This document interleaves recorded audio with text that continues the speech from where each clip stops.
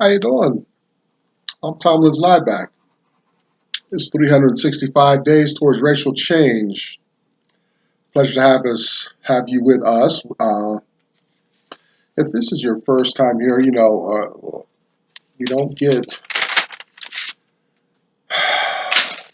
too graphic or aggressive, but we're talking about Black life in America, uh, why it is the way it is from its core, at its core, and you you're not here by accident.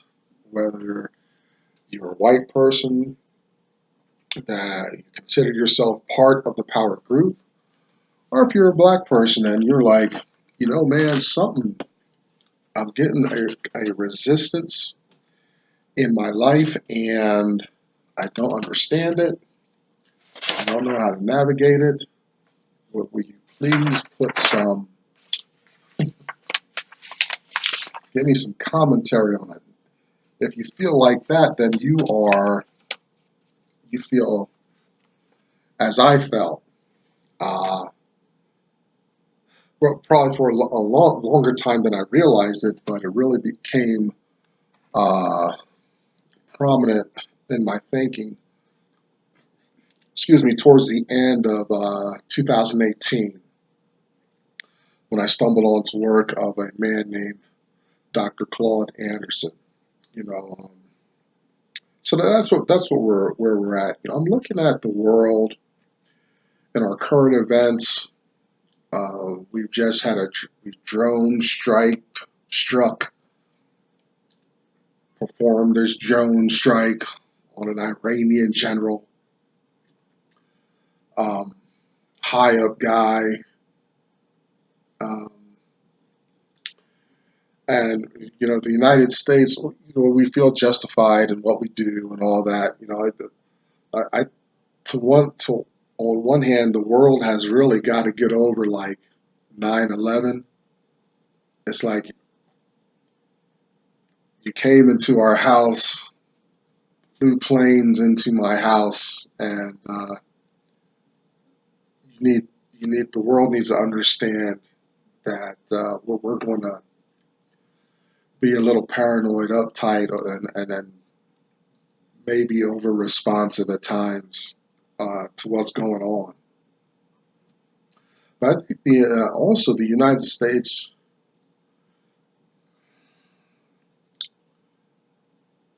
needs to recognize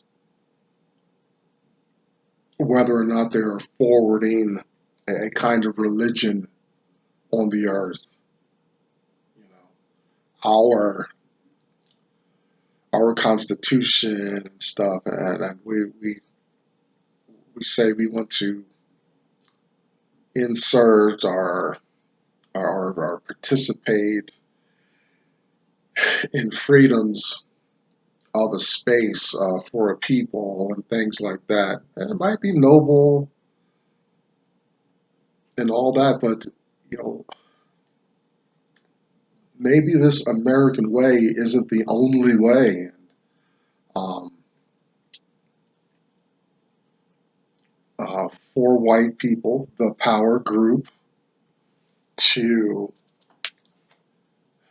be everywhere in the land, even blowing up stuff, taking out leaders, things like that. Right? There needs to be some temperance with that. I mean,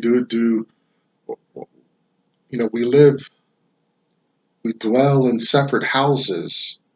Like, how am I going to dictate some morality, some government in another individual's house? No, that's like you're out of bounds.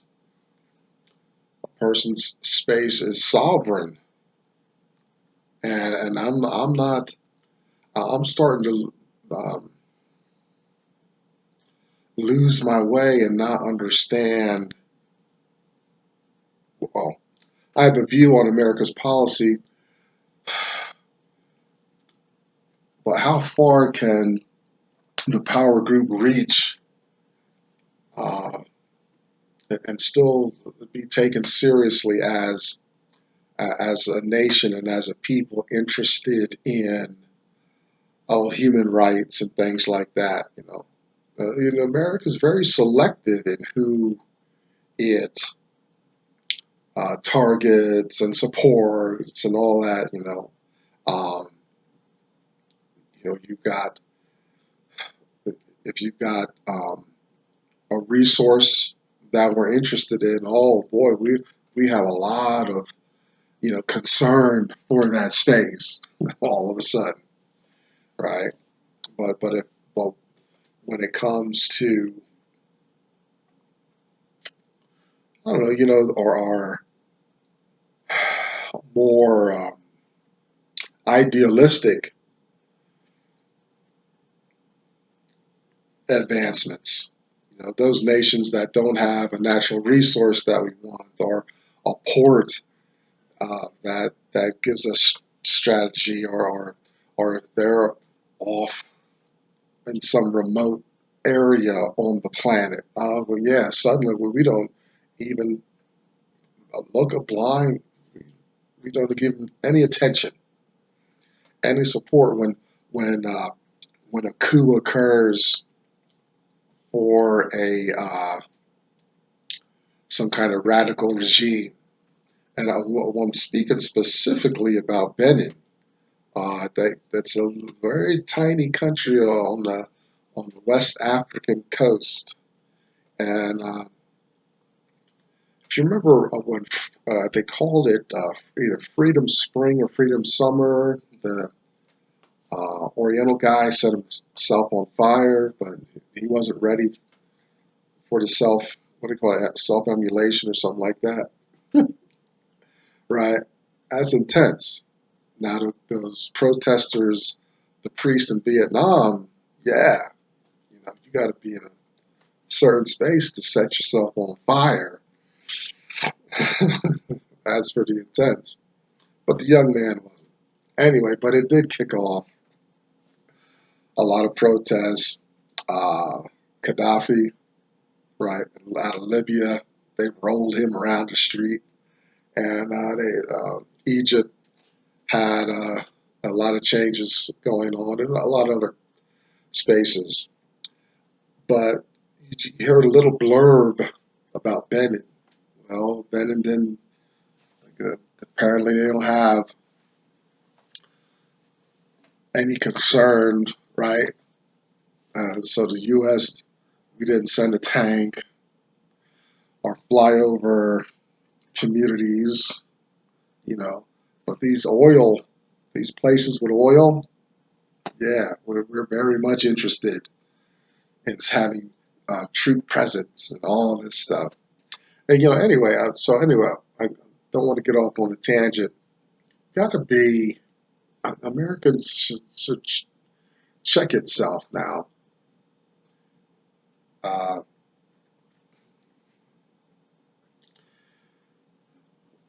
our way isn't the only universal way to have governments and society in the world. We can take a lot from uh, a lot of places. No, I'm not for women covering themselves and being restricted from uh, participating. What we see in the American experiment, that of course women, gays, blacks, whites, that we can all work together and and perform the same functions very effectively, right? But just coming into a person's house and just continually blowing up stuff, we got to. I think we're going to get checked on that someday. We really need to check ourselves in that agenda. Do some in self inventory as a nation, And I'm going to finish with this about the power group. I talked about this a week or so, or so many episodes ago, about the Constitution itself becoming antiquated itself. I mean, our Constitution may be just as old and outdated as a country that has women covering themselves and stuff, right?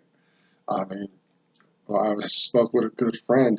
Does even the Constitution of the United States, as great and grand as it is, need some tweaking or some other support around it? Because I think it's not keeping up. If we follow it anyway, we see with the present administration, we're not even present. This branch doesn't have to do this with this. Right when they wrote it, everybody was on board. Who follows who and the structure and who answers subpoenas and stuff like that. That's just thrown out the window. So what document are we following anyway? For black folks, we need to stay in tune and on time with what's going on. We need to be seriously focused in what it is we desire, what's going on, uh, how to navigate, knowing our place. Because if America gets checked, and if the struggle gets so intense, where segments of society, people will have to be left out of services and privileges, black people are going to be the first one to get checked off the list. Right? The power group's going to look out for its own if things get serious. I hope they don't. But I tell you, I've been on this planet over 50 years now, and just globally, it's just not gotten more peaceful. Right? You can't. You still got men and women who are participating and wanting to see the world burn. But then on the conversely, you got men and women asserting themselves, I think, too much in areas where it would do well to let uh, let some other procedures run their course, exhaust um, some things. So black folks, you got to stay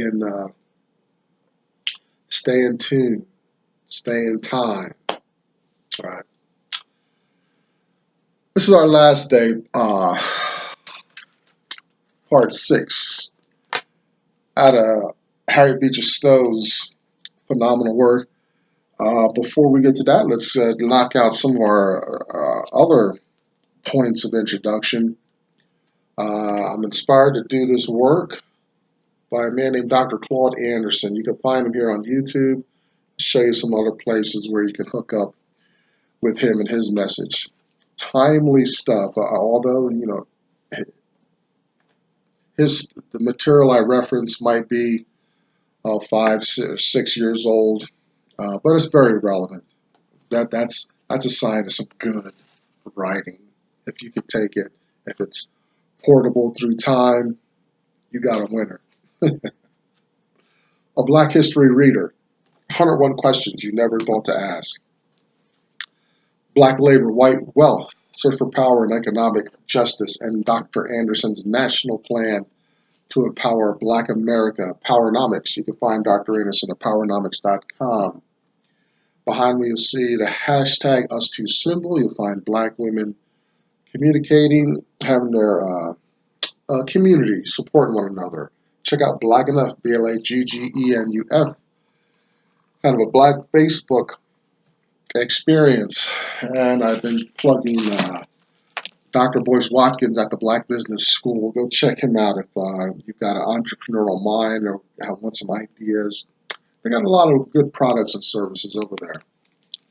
And this is our final day in Harriet Beecher Stowe's Uncle Tom's Cabin.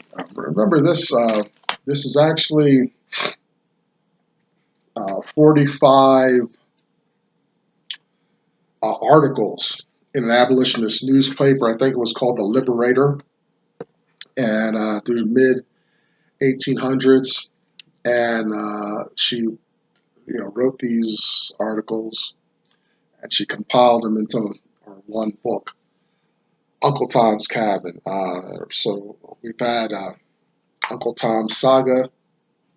He did not live through it. We found a couple people died on the way, white and black folks.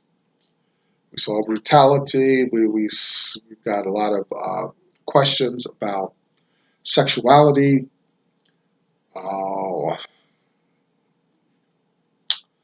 human rights violations, and all kinds of things. Some complicated characters. We see some hearts change. We see some hearts get hardened, and all that. So today, this last chapter has been Harriet reaching out to her her peers in the North. She's an abolitionist. I wonder what this book, what it would be like for a white woman in the South to write a good propagandized pro-slavery book, right?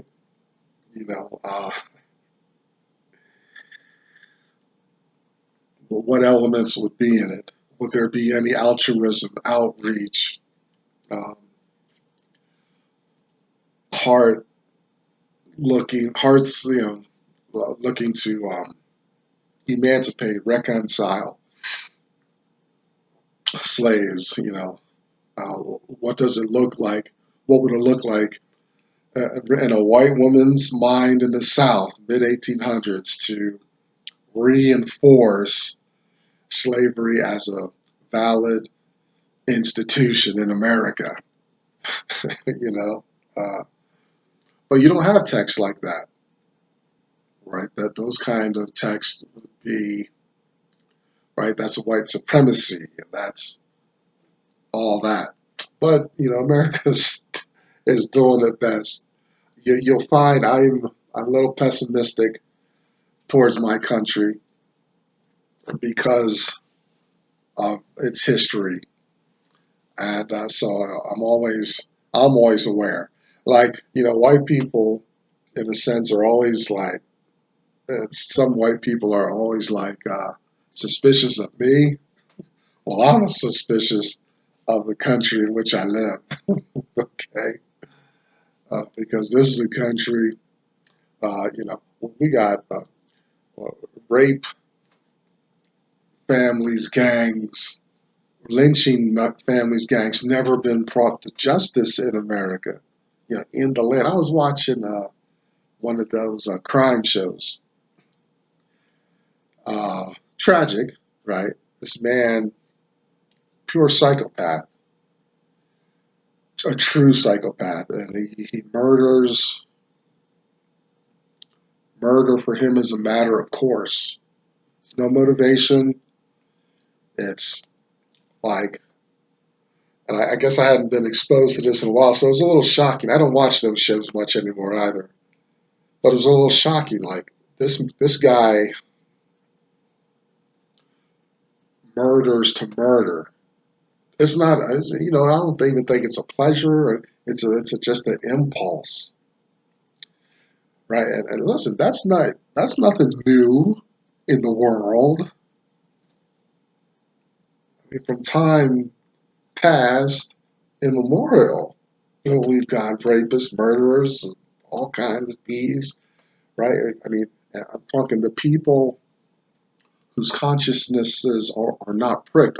There's there's parts of the mind. It's like a person not afraid of heights, and you say that. When I say that, I picture steeling myself against heights, but there's actually apparatus in the brain that governs those things, and it's minimized in some people, right? So no fear and things like that, because there's actual pieces of the brain that govern that may not be there or something. You know, in America, of all people, you could probably find an example. They just had a black man. I was reading his article, serial killer, stuff like that. He just kills. I can't imagine. I'm not like that, but yeah. So that's my country. My country has a lot of good in it too. Don't get me wrong. Harriet's this last section we show. She talks about a few testimonials from Cincinnati, Ohio. Black people that had opportunities. Oh, in retail, um, some of your skilled labor trades and things like that, and how they did well after some training, some mentoring went on, and she's saying, give people a chance, and most likely, maybe not 100%, but most likely they're going to excel and they're going to absorb the education. They're going to um, be a benefit to the community, things like that, right? In the exact same way a white person would. And I'm of that mind. I'm in the back end of a 2 year grace period from the pressures of the world, and now I'm got to start preparing to kind of get back out from from this protection uh, that I'm under, and get ready to participate again, to see if this 2 year reprieve has stuck properly, which I believe it has. So I've come to some interesting realizations. This project has helped me process some of the negativity of my country and the world. So some of that's resolved and all that. And you give a person space, time, peace, and they're ready for it. Because in this community, this sober community in which I live, I've seen people come in carrying the same mindset and attitude, and they're not successful. Um, they go back out. If you're a friend of Bill W, you know what that means, to go back out, right? They go back out. I'm going back out. I was not ready for some of the opportunities I had. I had opportunities, 25, 30 years ago in the same way, but they had to chip away. So these slaves coming out, some of them may be rough around the edges if they're just coming out of the field where they've been scratching for a living and peace. It may take them a few iterations of these approaches to a kind of rehabilitation or education to participate in society. Yeah, it took me quite a long time to be convinced that drugs and alcohol aren't good for me and I should not be doing them. Well, the slave is going to be bringing some baggage, and they're going to need some time uh, to get to that place. But Harriet, she rolls out a couple examples of some winners who taken full advantage of the support. You know, it's white support, but you got to start somewhere, and they get that support um, in their community. Good word of mouth, um, put a good face on it, and they're able to succeed there. She does complain. She says, they don't have voting rights, and the 15th Amendment was ratified, the right to vote, uh, February 3rd, 1870. And this is important. And here you go, another indictment. You know, the black person citizenship. Uh, I think it's always going to be challenged because this 3/5 of a human being. Like I've not stumbled onto language that undoes that or retracts that language from the Constitution. Uh, I mean, technically, my country does not even see me as a full person. I'm missing 2/5, right? I guess with the missing 2/5 makes me black. I don't know what the justification is, right? Well, I mean, we know the story. It has to do with voting and stuff like that. But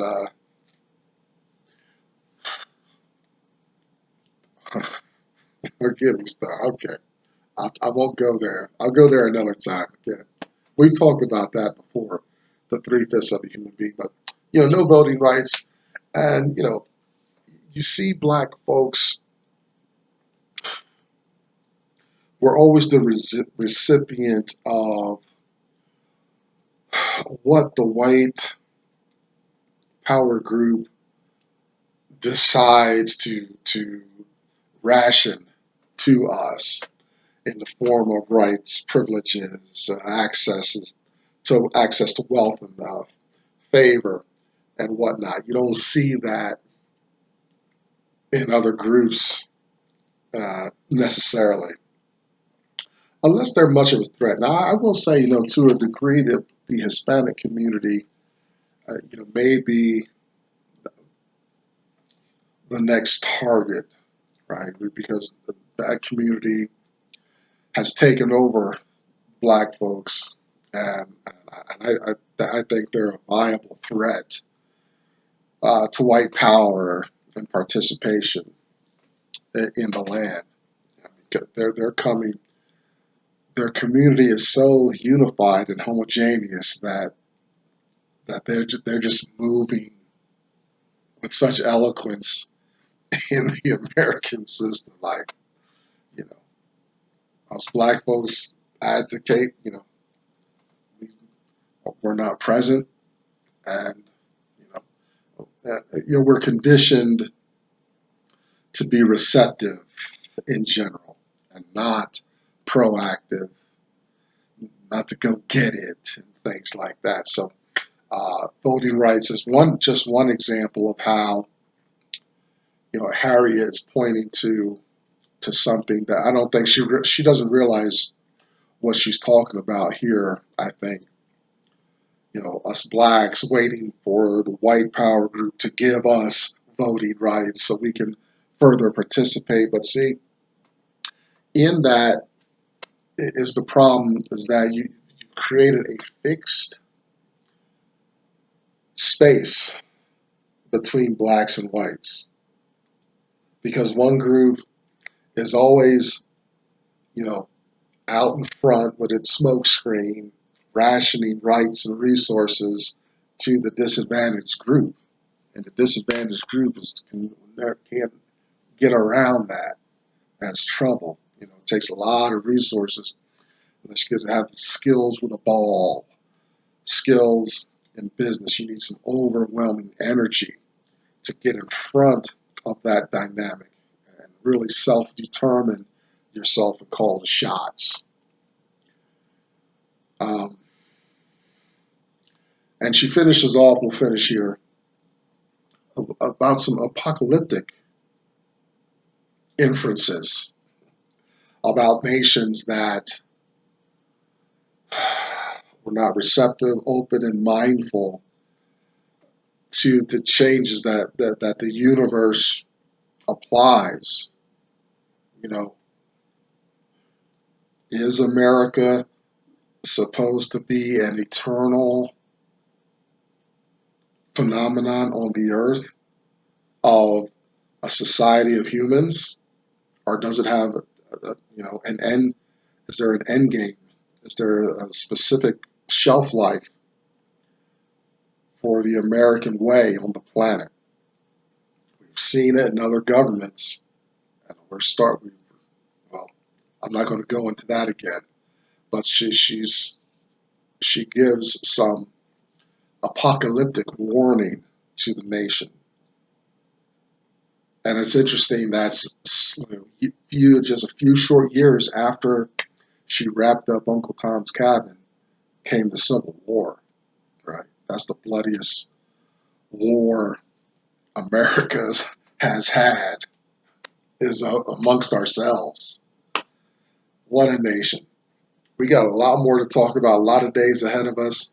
Day 295 out of the way, 60 days to go. On the spot. Listen, I'm Thomas Nyback. I love this project. I love spending time with you. Come back again. We're going to start getting into more of Dr. Anderson's work and look at some other resources to finish off this year's worth of stuff. I hope your 2020 is going well. I'll see you next time.